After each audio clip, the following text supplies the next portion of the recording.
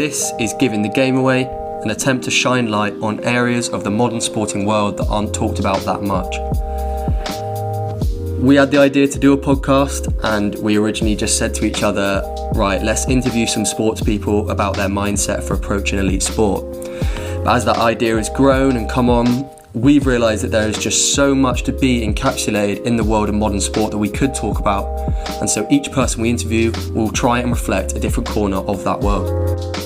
We've interviewed a whole range of athletes from football, cricket, rugby, basketball and more, but we've also tried to speak to people from within sport in other areas such as broadcasters and agents and psychologists, and we hope that the interviews shine a light on areas of sport that you may not know that much about.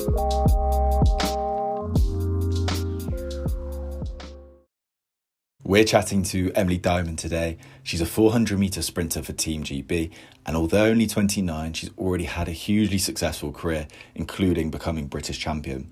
But Emily is also renowned as a relay runner and has had successes including a silver medal at the World Championships, a gold medal at the European Championships, and perhaps most notably, she won the bronze as part of the Team GB side at Rio 2016. I personally think that relays are probably one of the most exciting events at an Olympics. They're always one of the events I look out for, so I'm looking forward to exploring the mindset of a relay sprinter and Olympian at the very top of her game. As well as her athletics career, Emily is really keen to inspire the next generation of athletes. Emily gives talks to schools and universities up and down the country, and the key message is that despite the bumps in the road that you may face, there is nothing stopping you from achieving what you want to go and do. It was really refreshing to hear an athlete be so honest about how some days she gets up and she doesn't fancy it, but it was so uplifting as well to hear that the ultimate goal of repeating her 2016 success is what carries her through these days.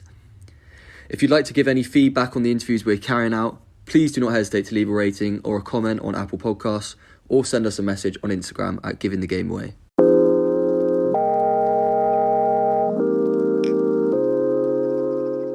Thanks for finding time away from your busy pre-Tokyo Olympics training schedule, Emily, and coming on the podcast. We're really looking forward to hearing about your journey and delving into the mind of an elite sprinter and Olympic medalist.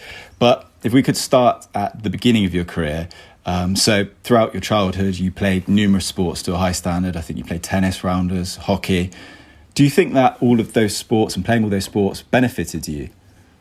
Yeah, I think so. I mean, sport was always a massive part of our family. Me and my brother always sort of each evening after school, we were doing a different sporting activity, whether it, like you said, was tennis one night, it might have been rounders another night, and then hockey on Fridays and all that sort of stuff. So sport just became a routine and like part of my life. And I just managed to carry that on.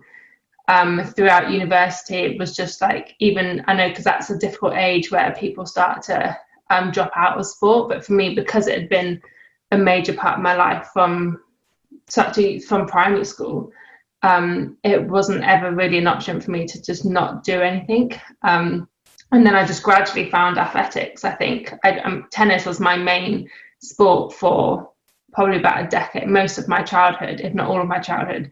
And then I gradually sort of moved away from tennis and found athletics and just stuck with that over the years. Never necessarily dreamed of going to the Olympics with athletics, but just sort of took each year as it came. And as long as I was still enjoying it and running well, I just sort of went from there. But I think my relay side of athletics, being involved in team sports from a young age, just definitely helps in that. And even not the relay side of it, training in a group with 8 or 10 or so athletes, because you have that sort of team aspect, it's not just like a one-on-one individual sport with just you and your coach. So yeah, I certainly don't think it was been detrimental to my sort of athletics career doing hockey when I was 14, so to speak.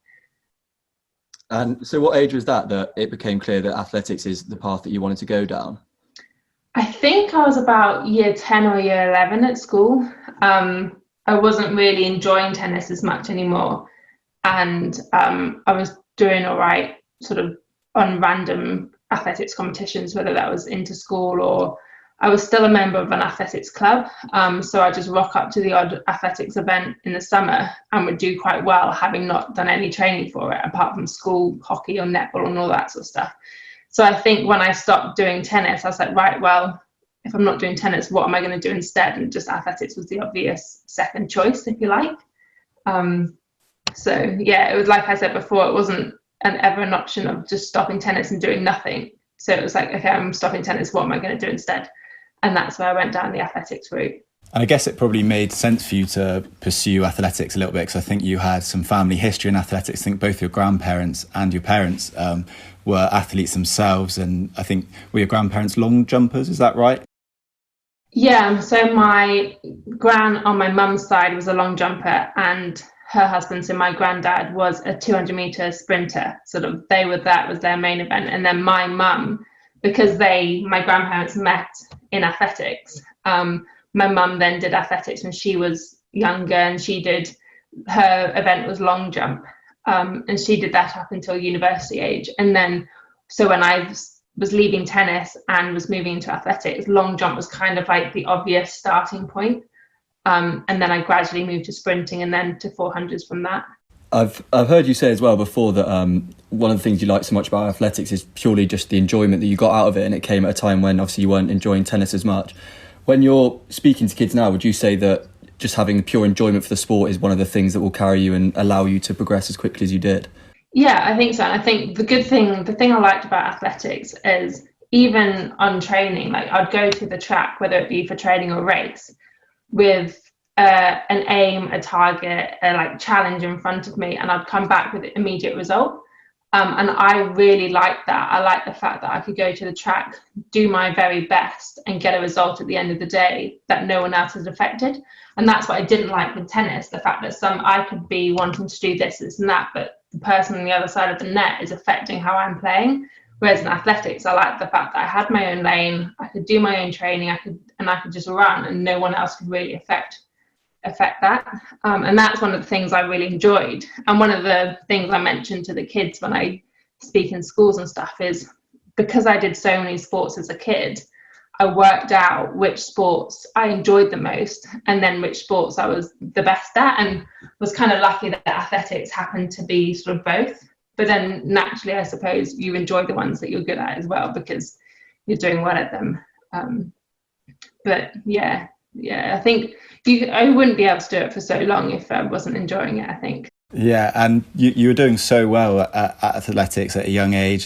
Pretty much as soon as you took it up, you were being really successful. But you were also being really successful away from athletics. I think you were a straight A student at A level. So how did you manage to balance athletics with your education? Was that difficult? Yeah, it wasn't easy.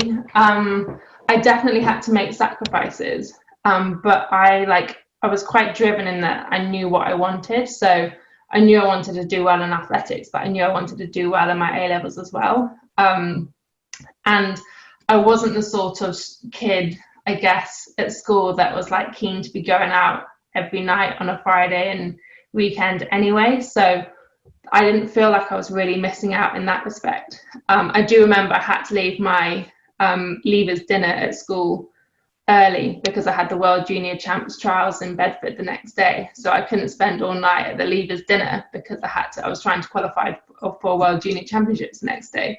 So there were things like that I had to sacrifice to an extent, but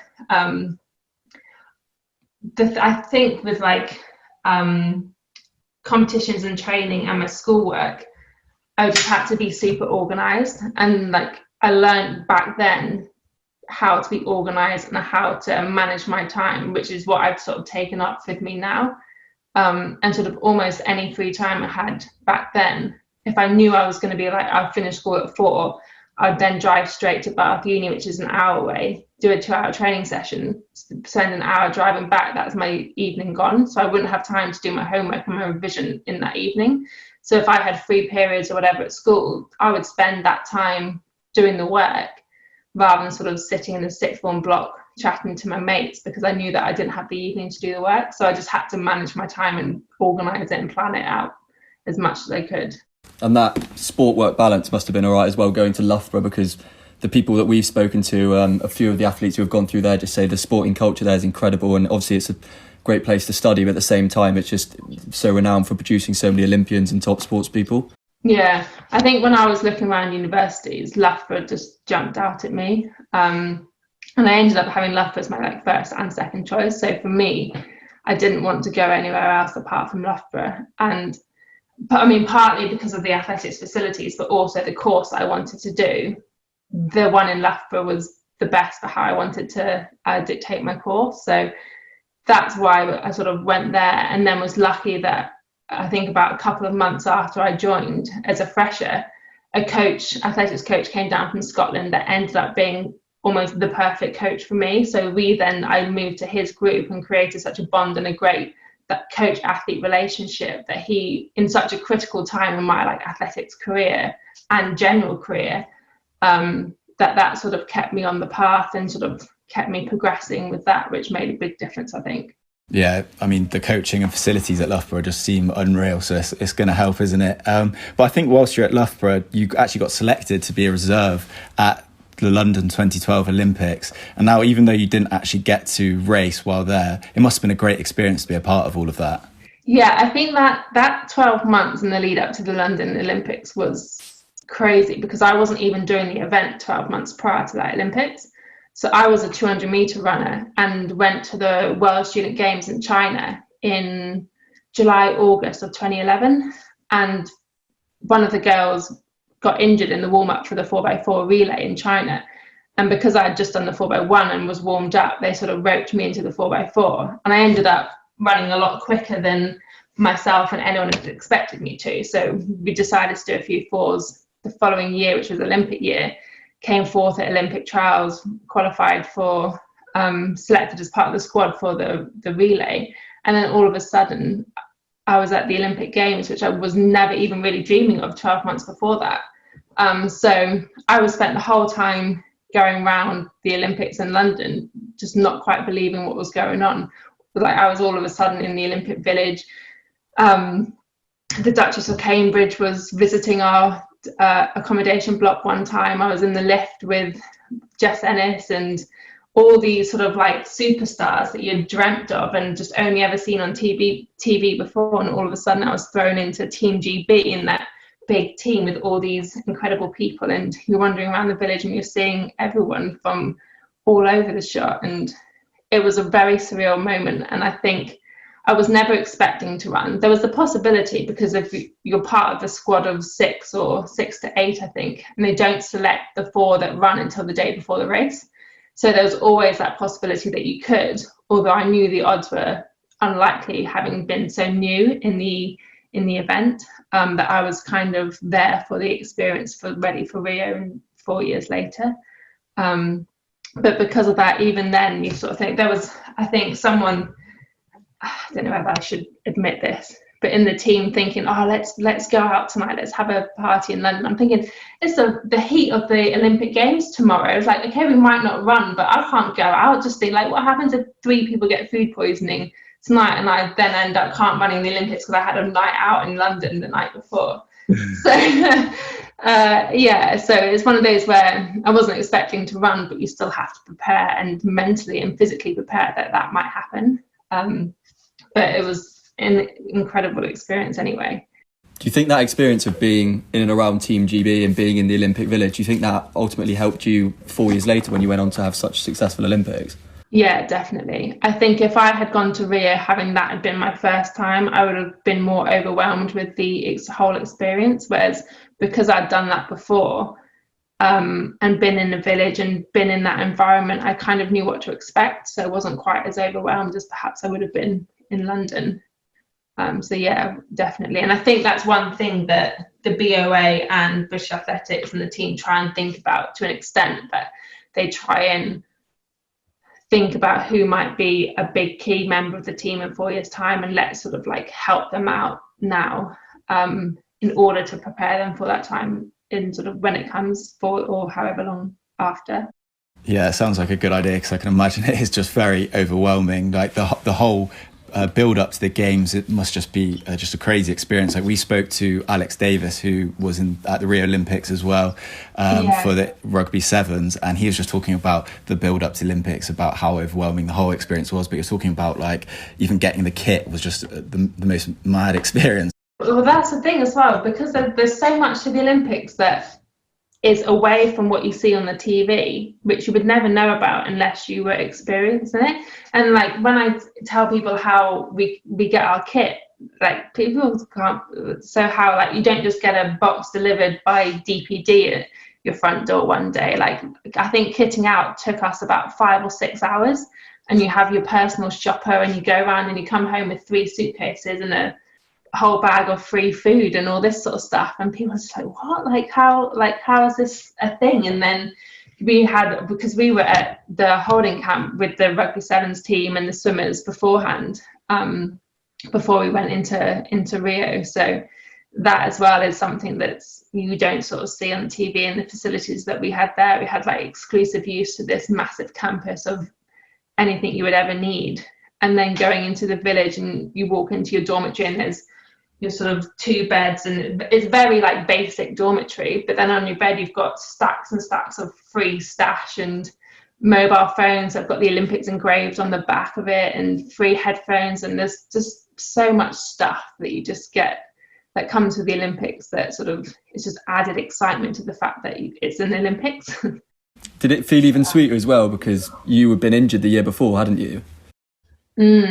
Yeah, I was out for the whole of 2015, so I injured myself pretty badly. I think I like popped my hamstring tendon in about 3 places in February 2015, and that took me out for the whole year. Missed the whole summer, missed the World Championships, all that sort of stuff, and changed my coach after that year, and sort of tried to change a few things up and work on hamstring strength and all that sort of stuff to make sure that I was in a good place come 2016.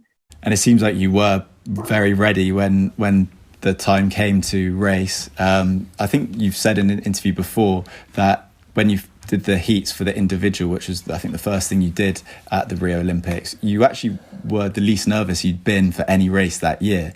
Can you tell us a little bit why you weren't that nervous?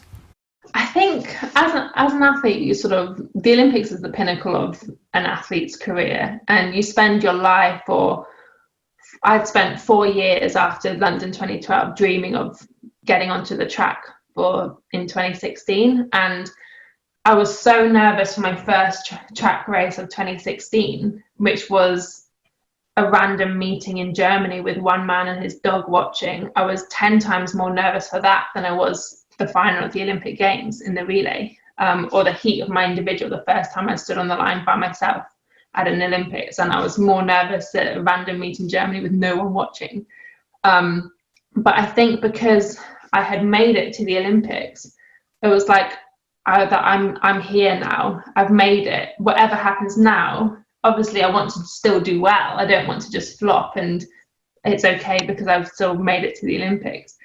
But I think the pressure's off. I knew what kind of shape I was in. I knew that I was running well. I knew my training had been going well. So it was kind of like all the pressure was off, and I could just go out there and let my training and all that sort of stuff do the talking. And I'd actually been up all night, I think 48 hours before that race with horrendous food poisoning.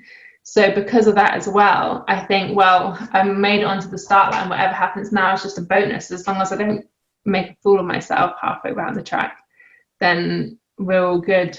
So yeah, I think, it was just, I wanted to enjoy it rather than sort of spend my time worrying about it because it was an Olympics. And when you were actually on the podium and you got your medal, did it then hit you just how much you had achieved? Because that is the pinnacle of sprinting, really, isn't it?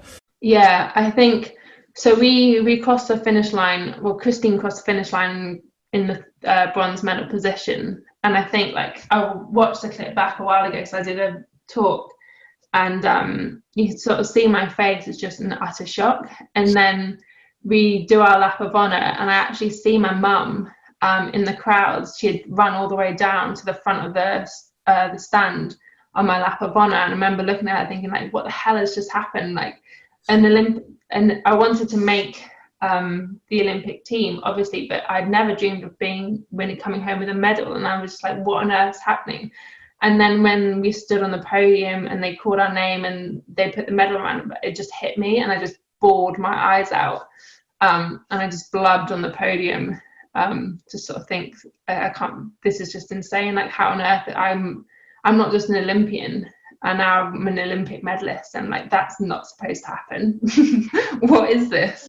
That's crazy. And so did you genuinely not believe that you had a chance of winning? Like, obviously the USA and Jamaica are known for being some of the best at relays. Did you not think that Team GB had a chance of getting in there? The first time I thought we could get a medal here was after the heats.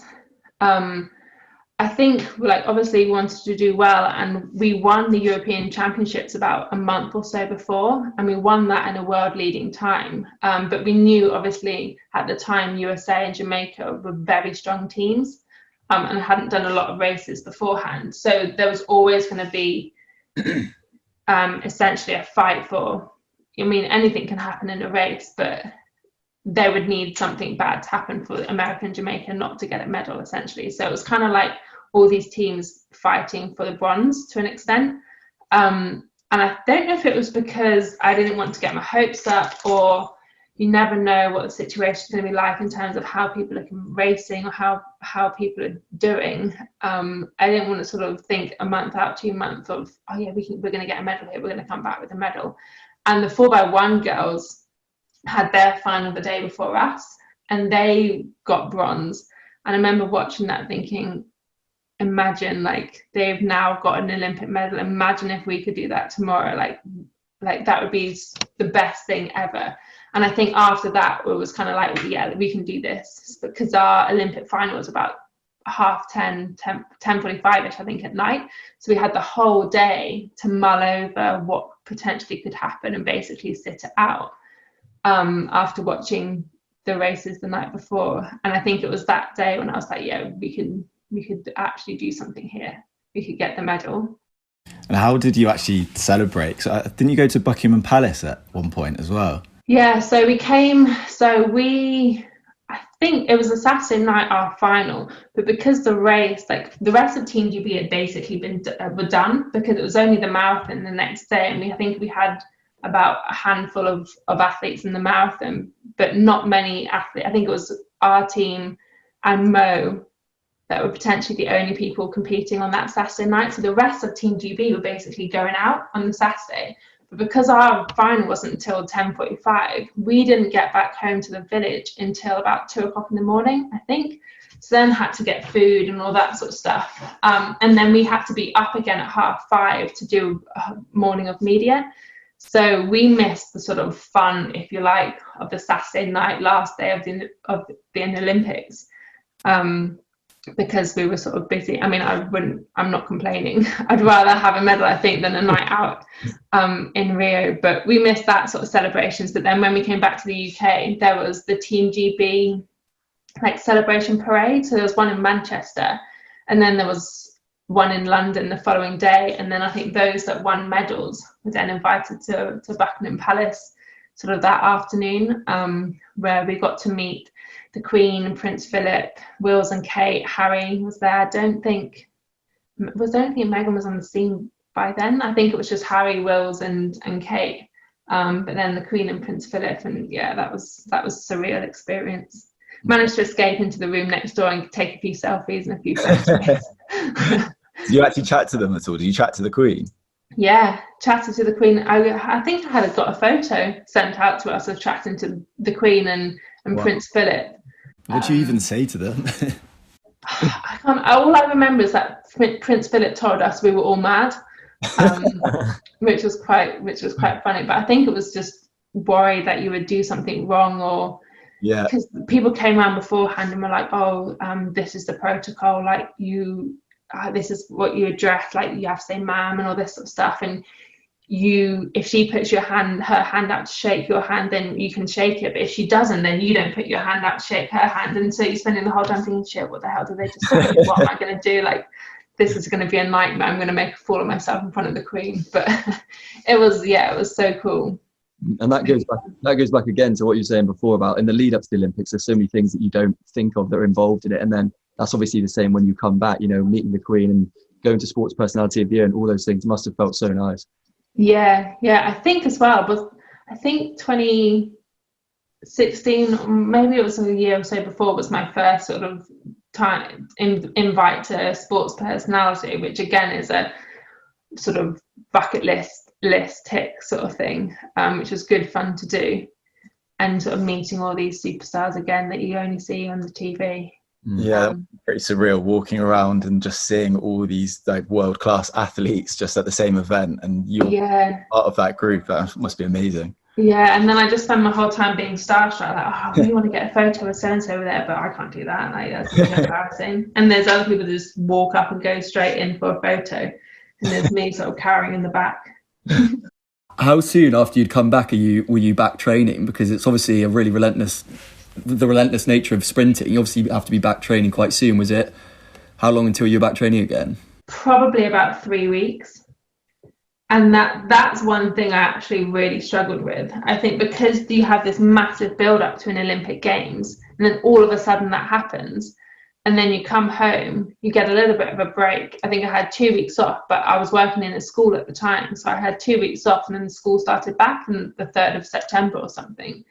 So I didn't almost feel like I had much of a holiday and much sort of time to switch off. And then we started training again 3rd week of September, something like that. And then all of a sudden it's like, right, forget about the Olympics now. I've got to focus on the World Championships. That's next year. And that's something I really struggled with. And I think it took me, and you like hear about the Olympic blues and all that sort of stuff.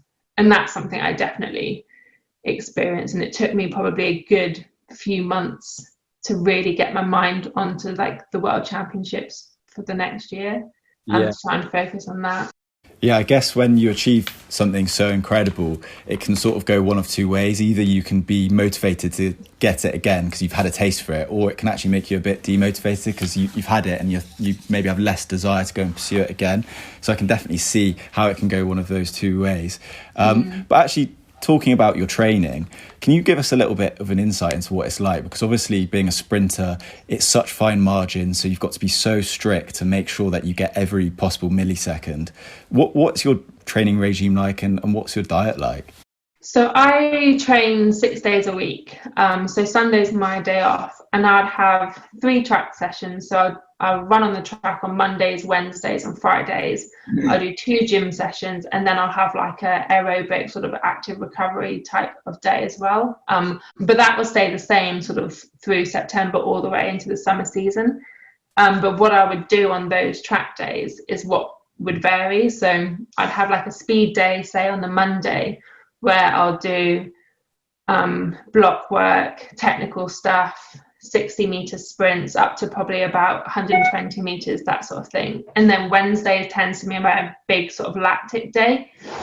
So at this sort of time of the year, or a couple of months ago, it was sort of things like 10 400s off a minute, or sort of that aerobic sort of slogging, not very exciting, sort of little recovery kind of work. And then the Friday session would be the speed endurance, a bit more specific to 400-meter work, where the sort of pace goes up a bit. And at this time of year, you'd have probably about 3 minutes in between runs, but because you're running a little bit quicker than you would on a Wednesday, there's sort of extra couple of minutes recovery makes a big difference to what you can then do in your rep. And then as we get closer to races, what I would be doing in those sessions would vary slightly, but I would still have like my big session on the Wednesday and my speed session on the Monday and all that sort of stuff. And then because depending on what I'm doing in those sessions, I have to think about what I'm eating the day before or after the sessions to make sure that I'm fueling myself the best that I can before those sessions, and to make sure that I can then get the most out of it. Because like you said, it's such fine margins that we have to, like, I could be a few tenths of a second off in my reps, and that could be the difference between a good session and a bad session. And you're talking 0.3 of a second, which is nothing. And that comes into racing as well, and race prep work, and teaching us, trying to work out and to teach yourself how to pace, I think, is a big thing, especially in 400 meter running. My aim, if you like, would be to go through 200 meters in anything, say 24.1 seconds. Like that 0.1 is such a difference between 24.0 or 24.3. I go through in 24 or 23.9, 2.2 of a second quicker than I wanted, and that could ruin my whole race. So for us, like trying to work out and to try and be really good at pace judgment is almost just as crucial as doing the actual work itself. And those fine margins you're talking about obviously require training to be sustained at such a high level, and obviously to do that you need a lot of motivation. Are there ever days where you're sort of not feeling it as much, and on those days how do you then motivate yourself?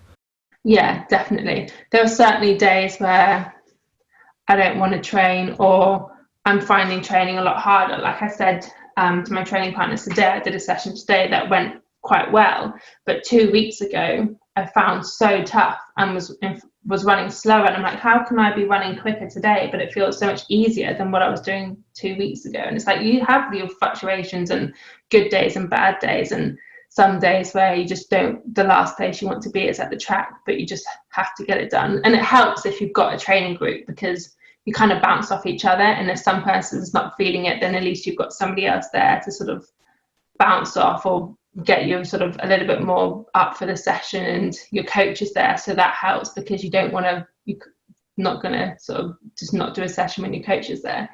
But I've done like a lot of my training over the years by myself, like with no coach and with no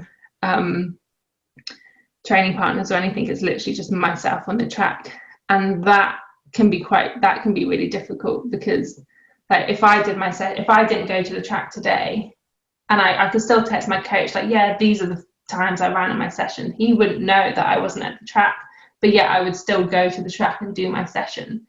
And I think it's sort of reminding yourself of like why you're doing it, and it's thinking like, you want to get to the Olympics, you want to get to the World Championships, and you can't do that if you're not training. So it's sort of reminding yourself of the end goal that you'd have. If I didn't have, like, to me, the people that would go out for a run at 6 o'clock in the morning before work, I think that's so much more credible than what I do, because I would struggle to do that, I think, if I didn't have that sort of aim of, say, the World Championships or the Olympics.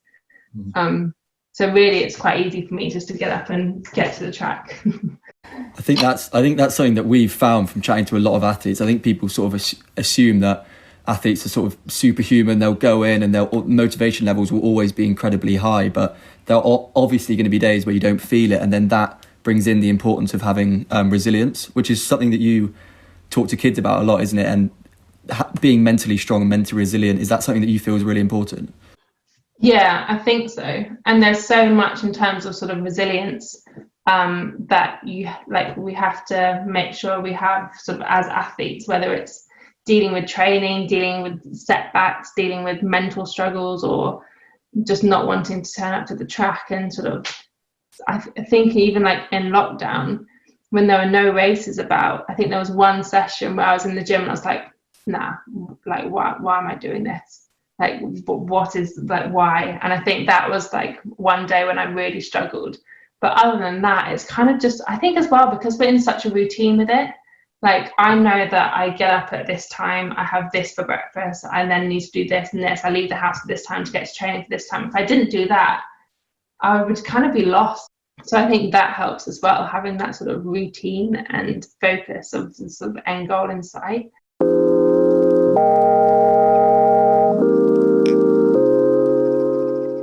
Which would you say is more pressurised, the individual racing or relay racing? Because obviously with relays, you've got the pressure of you don't want to let down your teammates, and you see it all the time in the Olympics. Someone drops the baton and you just feel awful for them because they've just let down their whole team.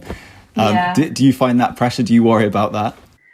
The only time I got that was the World Champs in London 2017. I got the baton on anchor leg in 3rd place, with the Polish girl right on my shoulder in 4th. And that was the first time I was like, shit, the worst that can happen here is I lose the medal for the team, because we're so far away from, we were in 2nd and the Polish were in 3rd, just behind us. And we were so far away from America, unless they hurt themselves, we weren't going to catch them. So I was like, the worst that I can do here is lose this silver medal for the team. And that's not fun. People sort of say, like, what's your favourite leg to be on? And fourth anchor leg is definitely a pressurised leg, especially when you get that. Because if you get the baton in, say, sixth, the best you can do is put them into a medal position. But you get the baton in a medal position, and then the possibility of losing it is horrible. That happened to me in Commonwealth Games in 2018. I was on anchor leg for the England team there. I got the baton in third, and the Nigerian girl overtook me in the 20 meters before the line, and we ended up finishing fourth. So that's not fun. I prefer running the relay, even though you've got potentially 3 people you could let down. But then it's like, it's more fun. It's almost less pressurized because you've got those other people there to bounce off. Whereas the individual, it's just you on the track, and all these people are just looking at you and these 7 other girls. That can be quite scary. Yeah, that last leg just sounds so stressful. What actually goes on in your head when you're running that last leg? And can you tell if someone's creeping up behind you? Are you aware of their presence? Yeah, normally you can. The only time I've never been able to was on that anchor leg in the World Champs in London, because the crowd was so loud. I couldn't even really hear myself breathing. So normally you can hear someone on your shoulder breathing, or you can hear their spikes on the track. But I couldn't even hear myself on that leg because the crowd was so loud. So when I got the baton in that race, and I knew the Polish girl was on my shoulder, and she's the type of athlete who finishes like a train. So I sort of knew, I was like, right, I'm going to get out as hard as I could here to put a gap between us, so that hopefully it's too much of a gap that she can then reel in the home straight. And then I was going around the top bend, and the crowd was getting louder, and I was thinking, shit, she's coming up, and like, this is it, this is the train that she's reeling me in, so she's going to be coming up on my shoulder, because the crowd's getting louder. But I couldn't hear her because of the crowd, and so that was sort of just spent the whole home straight just thinking, okay, I'm getting closer, she hasn't overtaken me yet, okay, I'm now only 20 meters from the line, like, maybe she's not going to overtake me. But I still had no idea how far away she was. And then looking back, I think she was about 2 meters behind in the end, despite putting about a 15-meter gap in between us in the first 200 meters. So that was like, normally you would be able to hear things like that. And some athletes actually, I think, look up to the screen around the bend. But I think I tried to do that once and sort of completely lost my bearings, that I've never done it again. So yeah, I just sort of run and just hope that I don't end up seeing someone that I shouldn't. I do think it's mad, because I think people just assume that sprinters just completely just go into a zone, and then you're just literally a full sprint ahead, but you've got so much that you have to take into account whilst you're doing it. Yeah, and with the relay as well, you can run your own leg to an extent, but then you also, like, sometimes are like, okay, right, it's actually better if you've got the baton in third, but you're just sat on the shoulder of this person, just stay there, because the person that you're then passing to in fourth actually prefers to chase rather than to be chased. So even though you could potentially overtake this person and go into second, the person, your teammate, would actually prefer to be to chase. So you think, right, I'm going to hold up here and pass the baton just on their shoulder, so then they can really attack down on their leg, and that can be the better for the team. So you've got that to think about too. So some sprinters actually prefer receiving the baton, let's say, in fourth instead of... For 4x4, potentially, yeah, potentially. 4x1 is very much, you get the baton and you're off, you go, and it's just flat out 100% the whole way, and the fastest team, the slickest handovers are the ones that get the medals. In 4x4, it can be a lot more tactical. And what's the mindset behind that? Why would you rather be chasing rather than being chased? I think it's just completely individual. So I don't know whether it's pressure, or they prefer to, or whether it's because it's easier to sit on someone's shoulder and let them dictate the run and take the wind or all that sort of stuff. And then it's like, right, well, this is easy. I don't have to think about it here. I'm just running on your shoulder. And then with 60 meters to go, that's when I'm going to kick and I'm going to take you. whereas it's almost you spend more energy if you're the one in front leading the race to an extent, that the person behind you is just chilling because they don't have to do any of the work. Whereas some people think, no, I prefer to be in the front because then I can just run my own race. So it just completely depends on the people, but that's why we have to know our like teammates so well so that we know what they would prefer. But yeah, sometimes it's just a case of, right, just run the fastest 400 meters you can and hope that the four of us can get a good time, and that good time puts us in a medal position. But sometimes you just have to think a little bit more tactically than that. Yeah, it's fascinating. It's fascinating to hear all the different things that go on in your head during a race. What about actually on the starting blocks? What goes through your head as you're waiting for the gun to go? Because you sometimes see athletes, like as you're waiting before the race, like Usain Bolt, he's always joking around, isn't he, as a way to sort of relax himself, whereas others are just completely in the zone and like very zen. How do you relax yourself, and what is actually going through your head as you're on the starting block? I think for me, I'm just going over my race plan. So normally my race plan doesn't change too much from race to race. It might be depending on if I'm looking for qualification or I'm in a particularly tough heat or an easy heat or that sort of stuff. My race plan might change slightly, but other than that, it was quite similar, the same from each race. So I'd be going over that and then sort of like thinking about maybe what I'm trying to do in my first 20 meters coming out of the blocks, all that sort of stuff. But really, there's not much you can think about when you're at that stage. It's like sort of, I guess, if you're about to go in for an exam, you might be thinking of one or two things, but you can't suddenly think about the whole syllabus because it's too late for all of that. So you're trying to like just focus on a few pointers that you might want to think are like the main things that you need to focus on for this race, and trying to sort of like block out any other thing that could distract you, whether it be the crowd or the weather or your competitors, all that sort of stuff. But I think it's just a case of just trying to calm yourself down and not get too overwhelmed with whatever situation you're in. And do you think that's something that, as your career's gone on, you've learned to deal with better, those nerves on the starting line? Yeah, I think so. I think my first 400 outdoors back in 2016, I was an absolute mess on the start line and I didn't want to be there. I wanted to just cry. I probably did cry. I hated it. And then I came away from that and I was like, right, what can I do now to put in place to make sure that I'm in a better place mentally when I'm on the start line? Because 400 meters aren't fun. Like, they're daunting. It's a daunting event to do. So if you're not prepared for that, like physically or mentally, you stand on the start line and think, this is gonna hurt. This will hurt.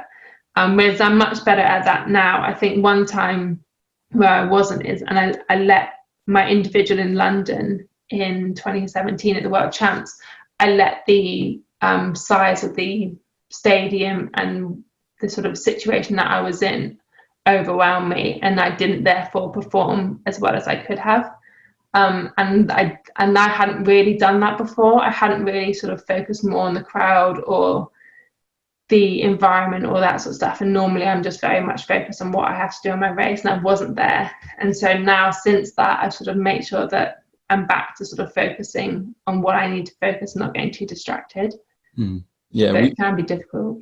We spoke to a footballer who was talking about playing at the Nou Camp in Barcelona, and obviously the occasion is something that can be completely overwhelming. But it's like, he said exactly what you said about how as soon as he got out there, he took the stadium in, but then it was just a case of just focusing on his plan and exactly what he had to do, and then it was absolutely fine.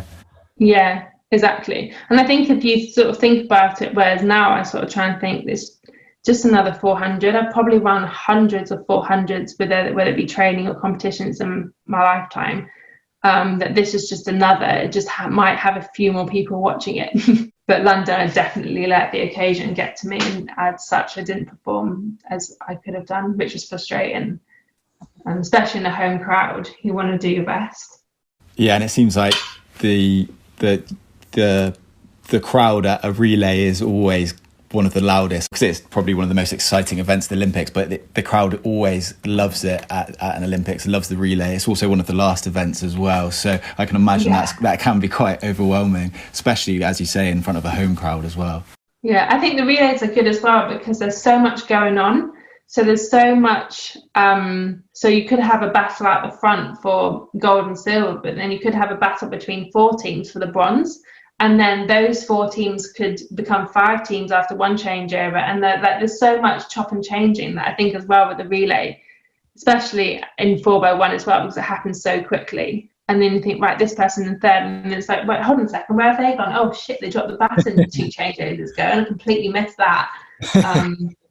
So yeah, I think that's like, the relays are a good one to watch for the crowd. I think even for spectate, like athletes, like we sort of, the relays on in the main stadium, and you've got the warm-up track, and everyone is crowded around the main screen at the end of the warm-up track because it's exciting, and who knows what on earth's going to happen. Because the favourites don't necessarily always win. Yes, it's always the one I'm looking out for at the Olympics, and I'll certainly be looking out for it at Tokyo as well. Are you training for Tokyo at the moment? Yeah. So we started our winter training back, I think, start of October, end of September, something like that, and trying to sort of keep in the mindset that Tokyo is going to happen next year, and just try and keep training as normal as it possibly can be for an Olympic year, and try and not change too much. How was that period of uncertainty of not knowing what was going to take place, and then ultimately how was it hearing the announcement that they've been postponed? How did you cope with that mentally? I think by the time it got postponed, it was kind of obvious that was going to happen. I think we knew it was going to happen, and that was just sort of like the relief that now, okay, we don't have to worry about trying to find a track when we're technically not supposed to be leaving the house and all this sort of stuff. The difficult thing is not knowing whether there were still going to be races in the summer, because obviously you didn't know what was going to happen with COVID, or where we're going to be allowed to travel, were things going to get worse.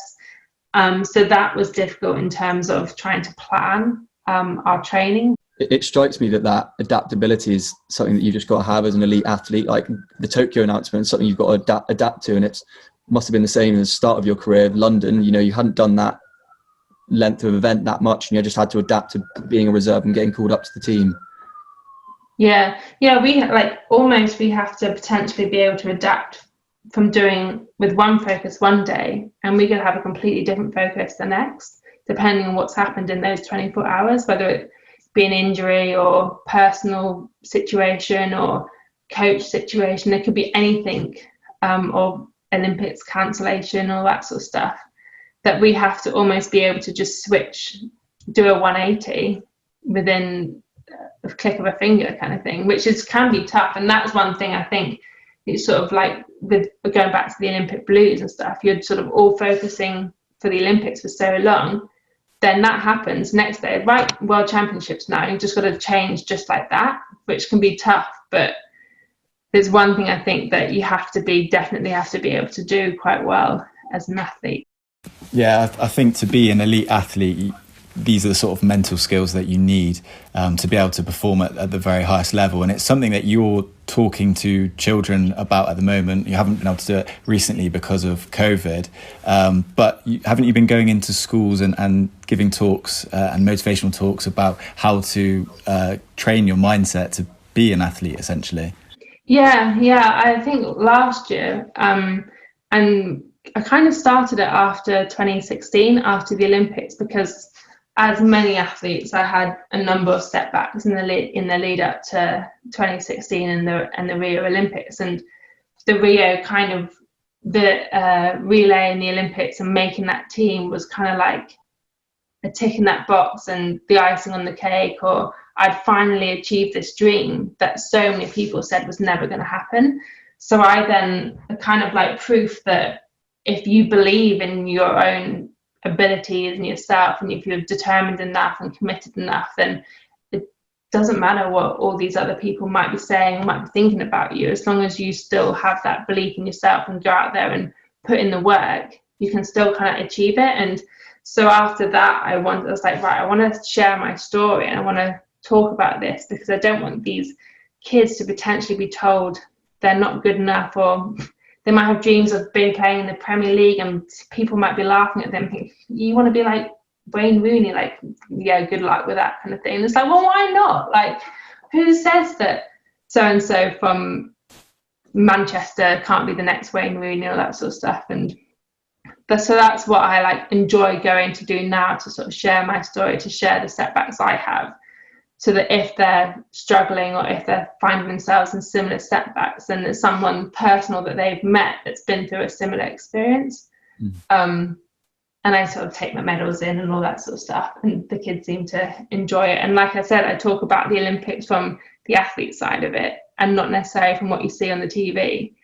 And people are always just amazed at what else goes on. But hopefully we'll be able to get back into schools maybe next year, so I can carry on with my talks. I do think that a lot of the time when kids are coming through, a lot of emphasis is placed on, you know, who's playing this level at what age and who's going to make it, who isn't. And a lot of the time they should just be encouraged to go on and do what they want to do. So what do you think can be done to encourage kids more just to strive for what they want to achieve? I think it's just keeping them in the sport, or keeping them in a sport. It doesn't have to be the sport that they're doing when they're 8. As long as they're still doing a sport up and through teenage years and up into university, then that's such a big thing, and to keep them enjoying it. And it's one thing that I always hate is when, like, it's easy to do, but when I hear of teachers giving sport as punishment, and I'm like, no, the kids are going to learn to hate sport if you're using it as a form of punishment. So it'd be like, oh, stop chatting, right, get down to give me 10 press ups. Okay, now you've got to go and do a lap. Because they're going to then learn that they're going to sort of even subconsciously sort of link press ups or exercise or fitness to that negative emotion. And that's one thing that I really like. It's easy to do, but I really dislike that because of how that could then affect the kid when they're 22 or whatever.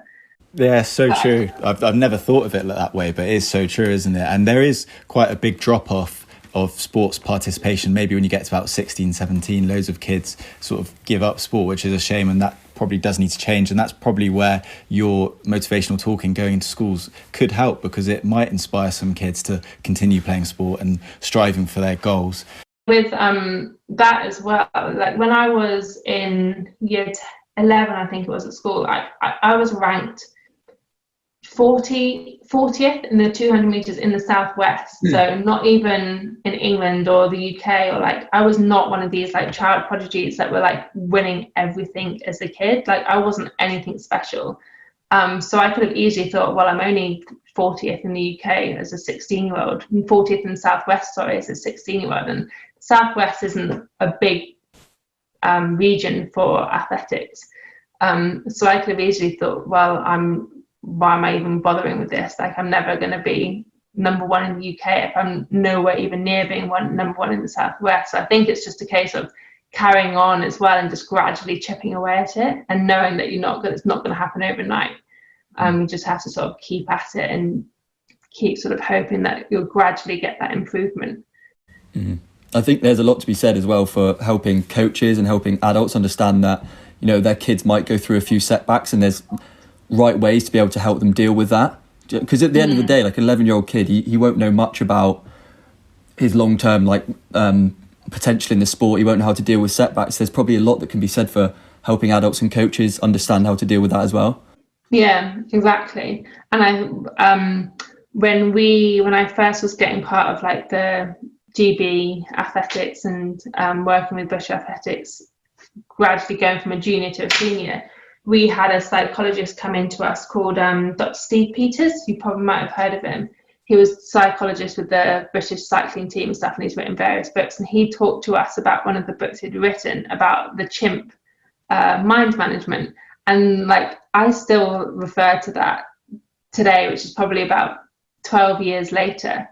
And I recommend that to the parents and the coaches, because I think understanding that slight change of mindset could be such a big thing on and how to like communicate with kids who are struggling with disappointment or setbacks, all that sort of stuff. Because I probably wouldn't mind me saying this, but my dad certainly had finished races before or gone into races, and he hasn't necessarily said the best thing that I would hope for after a disappointment race or that sort of stuff. Whereas this book, I think, explains it, the sort of the mind of an athlete after, in those first few hours or first 12 hours of a disappointment. So yeah, there's like, it's hard to know what, there's sometimes after disappointment as a kid, they're not, like whatever a parent said, they're going to be annoyed, and is probably never the right sort of thing, but it's just understanding what that kid is going through, I think, is the challenge. I think that, the chimp paradox seems to be one of the sort of seminal books in sports psychology. I know Alistair Cook referred to it a lot during his career, and obviously he's gone to be so successful, and we've had it mentioned on this podcast a few times before. Is that something that you were introduced to quite early, or is you learning about sports psychology, is that something that's come to you a little bit later? That was probably one of the first things that was introduced to me. Like our first psychology session as part of a funded athlete must have been, it was either just as I was on the funding program back in 2013, or it was my first time as part of the relay program, which was probably 2011, 2012. So around those few years.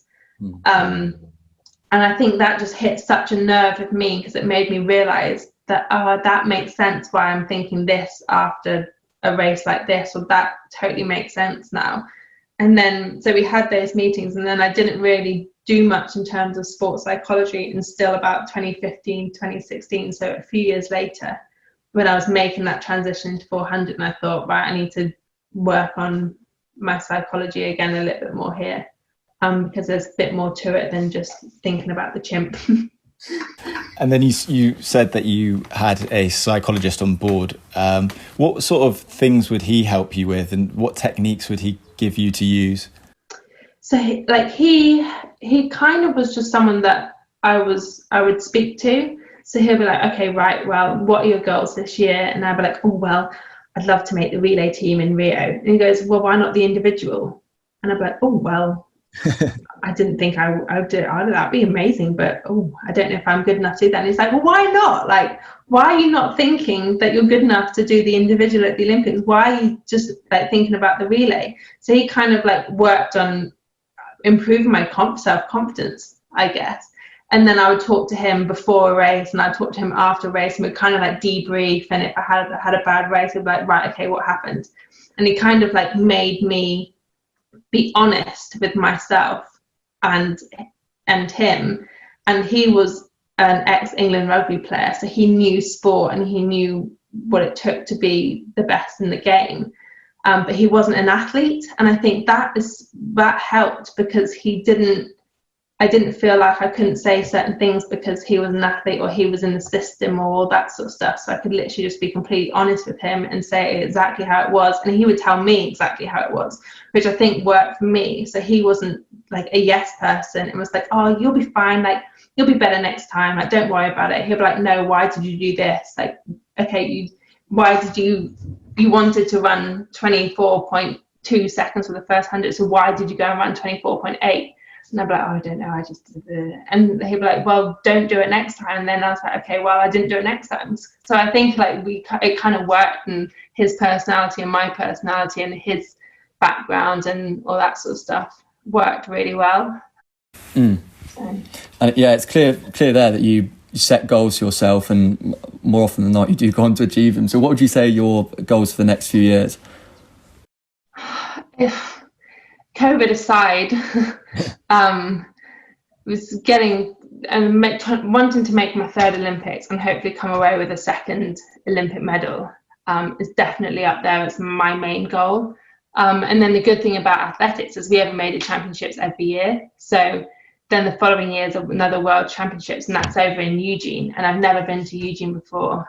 So that would be having a World Championships out in the States will be amazing. And then we've got another home Commonwealth Games.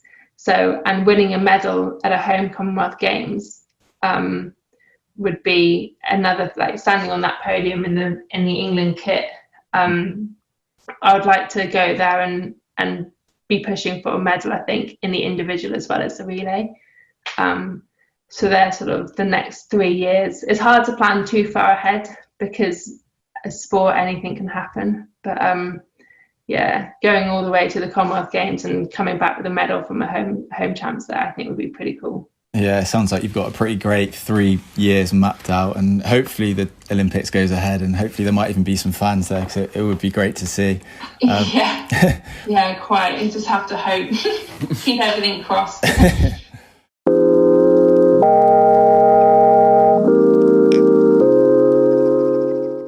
really great to hear about your journey and all the stuff you're doing at the moment as well, and inspiring kids. So, yeah. Thanks so much for doing this as well. Really appreciate it. No worries, my pleasure. Are you getting a break now before Christmas, or I get Christmas Day and Boxing Day off. is that it? Wow. Lucky you. I know. And that's nice. The coach is like, oh, you'll be able to train on Boxing Day. I was like, oh, the track's shut. Are you allowed to eat what you want and drink what you want on Christmas Day, or do you have to be careful? I mean, we can kind of do what we want, but just to a certain extent. I wouldn't go crazy. Sometimes I've had very tough sessions on the 27th of December, so I'm kind of in the back of my mind thinking I've got this session to do in 2 days, so I don't want to be eating all this sugar or alcohol or whatever in preparation for that. So yeah, I might get to enjoy a proper Christmas one day, but I literally don't have to worry at all about what I'm eating or drinking. Save your enjoyable Christmases for retirement. It'll be way better then anyway. Yeah, exactly. Go crazy then. All right, well, thank you so much. No worries. Have a great Christmas, and I hope you guys have a good one too. Bye. Cheers, Emily. Bye.